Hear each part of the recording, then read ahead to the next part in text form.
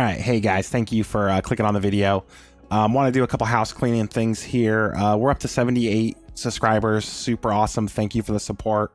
Hopefully these setups are helping you guys win some races, and the guides are helpful as well. I didn't run Laguna Seca this week. I plan on taking the week off altogether. I knew I would need to take a break at some point in the season so I didn't get burnt out. I still put the guide out. I wasn't super happy with the guide, but I was very happy with the setup. I think the setups are coming together each week and they keep getting better and better. I'm not just saying that to toot my own horn. I'm learning as I go. But yeah, no, so I do want to congratulate Carl for picking up a top split win, first race of the week. So congrats to Carl on that, using the setup. Also, Nico picked up a couple wins. I'll throw a photo in here so you guys can see his car. Looks like he, I think, picked 2 wins, and one of them he even got ass packed going through the corkscrew and was able to recover and still pick up the W. So congrats to Carl, congrats to Nico. If you have any success with these, let us know in the Discord. I'd like to shout those wins out. Obviously it's always cool when somebody wins with your setup, so thank you so much guys for the support. I'm actually showing the setup on screen. Usually I just keep it behind my Discord so people can join up to try to help promote myself, somewhat selfishly, but I also like to have the feedback. If there's something you don't like about the set, let me know. That's the best place to let me know. But I have it here on screen. I'm going to get OBS out of my way actually. And just a quick breakdown of what I have going on here. I went higher pressures on the right side. There's a lot of right-hand corners, so the left sides build up heat and build up pressure. I try to make it so pressures level out by about lap 4 or 5. And they usually from that point will stay consistent as long as you're not abusing the car. And that makes it a real reliable drive over the run. So we got 26 PSI on the left, 26.5 on the right front, 27 on the right rear. The rear, left rear builds up a lot of pressure, so I like to have that 1 pound split. Again, once they come up to temperature, they kind of level out. So back over here, a little bit different as far as like my way of thinking for this week. I actually went 2 on the front ARB. I found that turns, I think 9 and 10 or 11 and 12, the 2 after the back stretch, there's kind of a high speed left and a high speed right hander. That really like the 2 on the front ARB. You do give up a little bit on the slower speed corners, but this car rotates very well under trail braking off throttle. And I did some shock adjustments to help that. So that's what we got going up there. -2. It's what I've run all season. It works. On the toe in, I wish you could adjust caster on these cars, but you really can't. But as far as spring rate, I left those still the softest options available, front and rear. 10 on the shocks on the front. That seemed to work really well last week, and I kind of worked around that this week. -4.3 on the camber. We're not maxing that out because we want to get as low as possible. This car is asymmetrical, so if all your settings are the same, tire pressure, spring rates, ride heights, it's not, you don't get perfect crossweight. The car is asymmetrical. You sit on one side, whatever it may be. So with that, there's usually a little bit of variation. I like having that camber. I use the camber as much for a ride height adjustment as I do the air pressure and the spring collar. And I want it right on the limit, especially if I'm running a 2 on the front ARB. That's minimizing roll, which is maximizes the aerodynamic efficiency. So that's why I have that going on there. As far as the rear, pretty much toe is as little as possible. I don't want any drag on the car. I don't need help building up tire temp. Camber, that's actually the lowest possible setting. That is actually not really about ride height. That's just about getting the rear to grip while it rolls. So like we got, well, anyway, we'll move on. Big thing though, I think I'm okay on fuel. I am a little more conservative than I normally am. If you ran my setup at the Roval, you know it was very tight on fuel. I did do a revised set. I feel like I put some tolerance there, and that I carried that over to this week. So we got 8.7 gallons. If you're worried about it, go up to 9. But also at that point, you're going to want to go down to 4.2 on the camber. I rather have the 4.3 and the 8.7. That seems to work, and my math is looking good on that. Big thing though is shock settings. I went -14 on the rear rather than -10, -10. That's gonna help it. It's gonna help it drop weight on the nose a little bit faster, which is gonna help offset the mechanical grip of the ARB, but it also drops weight back when you get on throttle. So it's gonna help it rotate on entry. It's gonna keep it from over rotating on exit. And I think that's a good balance for the set. So that's kind of my mindset of what I have going on here. I think it feels pretty drivable. Also, one thing, I don't do qualifying setups. If there's any time to be gained, it's very minute, and I'm not good enough of a driver to take full advantage of it. I rather just do my qualifying laps with my race setup and get those extra laps of practice in. Very, very rarely do I hit perfect qualifying laps and feel like it's worth it. So that's kind of my mindset on that. But with that out of the way, we're going to save that. Setup will be in the Discord. So if you want to download that, go there. If not, it's there on screen. Just copy the settings over, and obviously good luck on that. I'm going to get the music to stop here. Just like to have something in my ear so I don't have to hear myself talk too much. But we're going to get on to the track. We are going to do kind of a reconnaissance lap, and from there we're going to pick up some speed, do a mock run. My current lap is a 120.4, which is about as good as I've done. I watched a lot of Carl's race from the other series that uses this car. He was in high 119s, but for me to chase what Carl's capable of doing, I would have to just live in my rig and practice. But yeah, no, it looked like if you could get into the 120s, you're in a very good spot. But yeah, rolling out here, turn 1, 2, and I'm going to make a sharp attack here. Turn 1, 2, and 3, we're just going to basically call it the turn 1 chicane. It's kind of tricky because, how do I describe it? It's just a heavy braking zone. I think because you can see all the way down to turns 4 and 5, that stopping here, like, it's just deceptive. But I like to start getting on the brakes right at the 400 mark, maybe a little past it once the tires get up to temperature. But I like to do all my braking in a straight line. So you're going to go down for 5th, 4th, then down to 3rd. But once you start to aim into the corner, you're going to leave it in 3rd, and you could completely jump these curbs. So you can go right here. You're not going to get a 1X, and you're good. You want to that was kind of a shallow angle there, but you kind of want to hit it so you're lined up straight for this corner. Now, once the tires are up to temp, I recommend keeping it in 3rd. If you're struggling, there's nothing wrong with hitting 2nd here, but I think if you're able to work around and make 3rd gear work, that is the faster way around the corner. But from here, you don't want to jump the curb. The car's going to start to bounce. You just want to rub your left sides on the curb, get it to rotate around, and then get the power off. Turn 3's coming up here. Don't run the curb. Avoid the curb.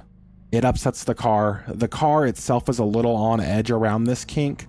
I'm running the low downforce in the rear, which really just means more front downforce, or that's how it feels in the car.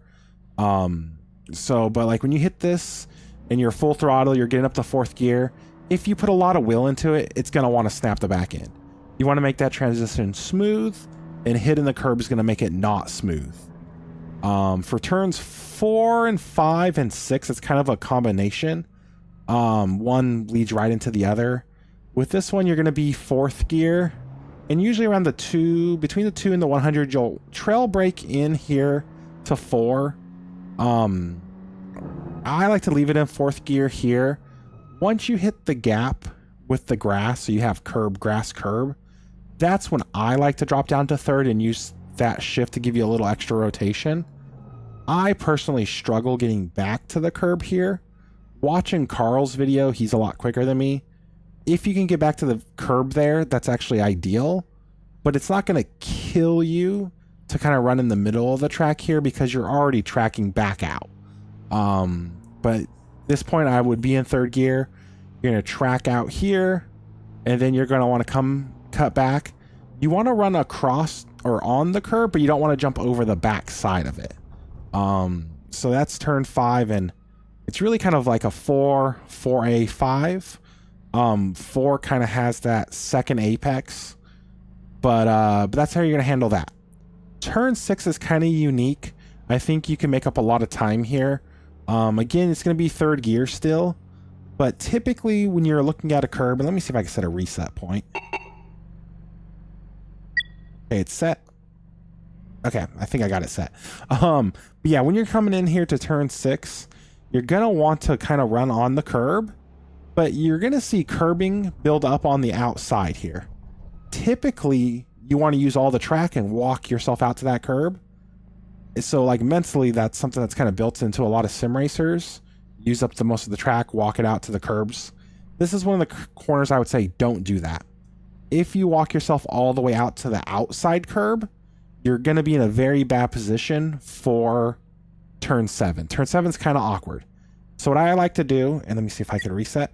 Oh, I hate the reset. I don't need to label my buttons. But yeah, so typically what I like to do is I like to run the curb on the inside of 6, but I never want to go further out than the rubber. So you can kind of see a rubber groove on the track, a darker lane. If you're there, you've honestly tracked out too far. You really want to stick as close to the side as you can here, never going further than that dark line. Now, you're going to see a straight line here in front of you going into 7. You want to basically have your car straight, flat, and no weight transfer at this point. You're going to be third, maybe even wanting to grab 4th gear. I'll have to hot lap to get the exact gear. But basically, you want to have the car straight, do a little bit of trail braking, and then run right over and make this into like one tight corner. The later you turn in, the tighter it is, and get you a straighter run out, because turn 8 and 9 are basically straightaways. So I think there's a lot of time to be had going from 6 to 7 onto the main straight. And like I said, what I like to do, and I'll do it on my hot lap, is I don't like to walk all the way out on the exit of 6, because you don't have enough time to get back across the track, get the car settled before you have to start attacking turn 7. Through here, just straight line this as much as possible. Don't really need to touch the curb. If you absolutely have to, you can jump this curb if there's some weird traffic condition. Being PCC is multi-class, I don't recommend it, but you can. Now this next set of corners really kind of steered the setup, because I felt like there was other adjustments I could make to make the other half of the track work, but this half of the track was kind of tricky. This is pretty quick, so you're gonna have 10 and 11.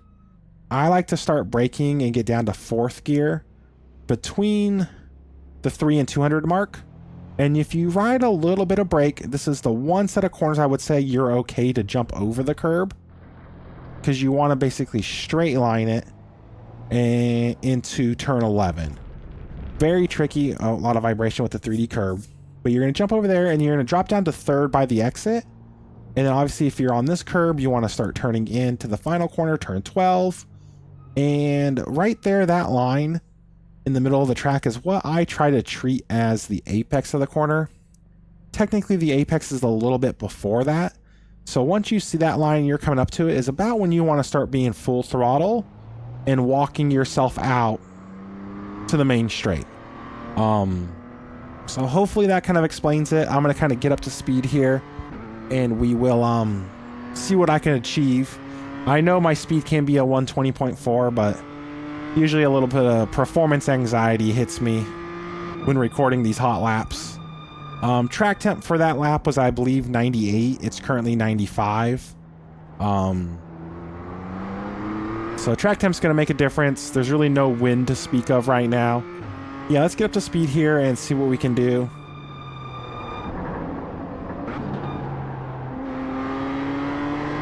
Like I said, a lot of dancing on the throttle and brake here. Luckily the curbs are bright and kind of tell you what to do, except this corner, like I said, you don't want to walk it all the way out. You want to stick kind of inside the rubber line. Have the car bounce there. Still all 3rd gear. And then once you come off of here, Get the power down and run to the next set of corners. I don't know how the car is going to handle here passing people. You don't want to make any sudden moves with the wheel. It'll upset the car. And again, 3 to 200. Fourth gear. Fade over that. Still off a little throttle. Dack down to third. And start walking it out on exit. I probably could have been a little more aggressive on throttle there on exit, but I know the tires still aren't to temp. Really, tires don't come up to temp to a good point. This is a hard corner to talk and driving. Tire temperatures usually kind of come to life around lap 4 or 5.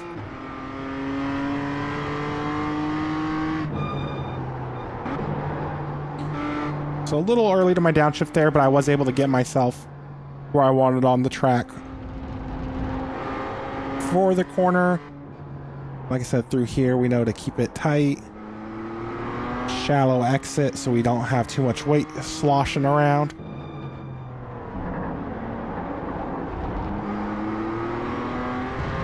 There is definitely going to be some patience required getting back to the throttle in a couple of these corners. If you're struggling with that, don't be scared to put it in wet mode on the traction control. I recommend using the MDM, I believe, traction control over full traction control. But wet is just like an evolution of that. But I'm going to shut up and really focus on doing a quick lap here for the next lap. So I think that was a pretty good lap there. Let's see if we can hit our marks.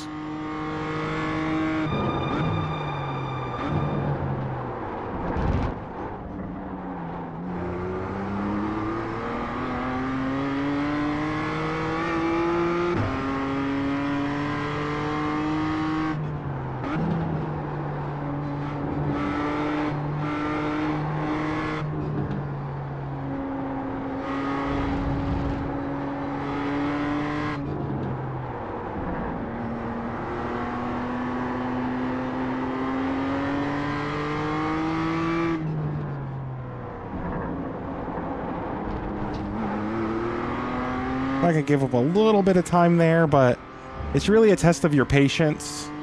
The only tricky part to me is the transition between 6, 7. If you get that right, you're going to be good on time.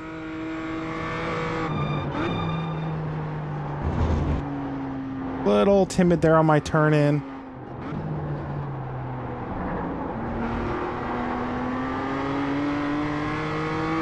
That felt good. I didn't feel like I was overdriving at all.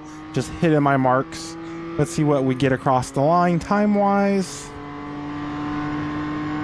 That was your fastest lap of the session. Beautiful. 19.9. So yeah, no, that felt really good. The car feels good with the setup this week. It's really just an evolution of what we've been doing all season. I've learned a few things, and I feel like we're in a really good spot.